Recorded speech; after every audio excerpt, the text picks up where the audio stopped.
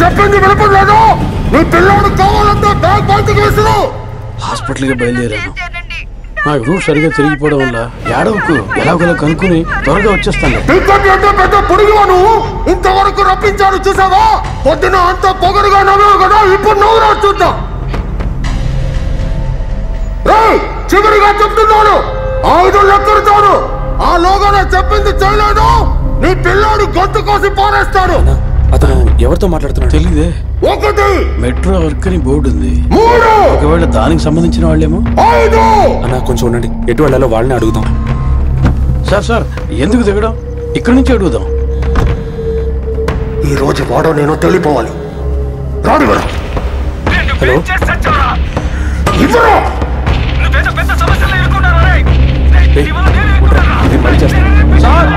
అటుపక్క బళ్ళు వెళ్ళొచ్చా సార్? లేదు సార్, మూలక్కడికి ఎలా వెళ్ళాలని. అన్న మీరు బండి రివర్స్ తీయండి, మనం ఇంకెవరినైనా అడుగుదాం. వాళ్ళు ఇంకెవరు అన్నా? మొహాలు తేడాగా ఉన్నాయి, మీరు త్వరగా బండి తీయండి, వెళ్ళిపోదాం. అలాగే సార్.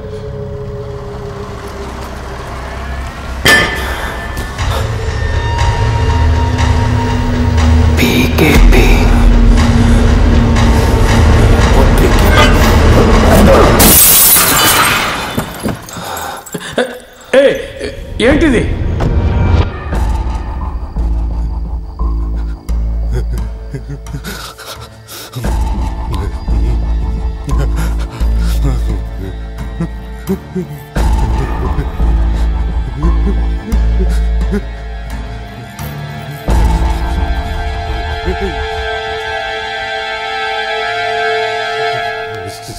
సార్ కారు వచ్చేసింది.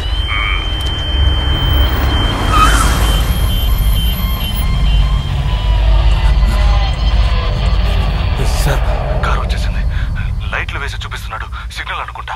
సార్ వెయిట్ చేయి, వాడు కిందకి దిగని. నేను చెప్పినట్టు చెప్పు. సరే సార్, ఓకే సార్, చెప్పండి సార్. చెప్పు చూద్దాం.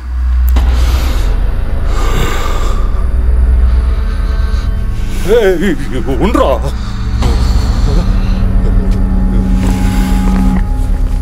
కారు నుంచి దూరంగా ఉండవచ్చు. బండికి దూరంగా ఉండు, దూరంగా ఉండు. చెప్పేశాను సార్. బ్యాగ్ను విసిరేయమని చెప్పు. బ్యాగ్ని ఇక్కడికి విసురు, విసురు. అటు ఇటు చూస్తావేంటి, అక్కడ ఎవరు లేరు. సార్ బ్యాగ్ని విసరట్లేదు సార్. తుపాకీ ఆ పిల్లాడికి గురిపెట్టు. సార్ తుపాకీ ఆ పిల్లాడి తల. Okay sir.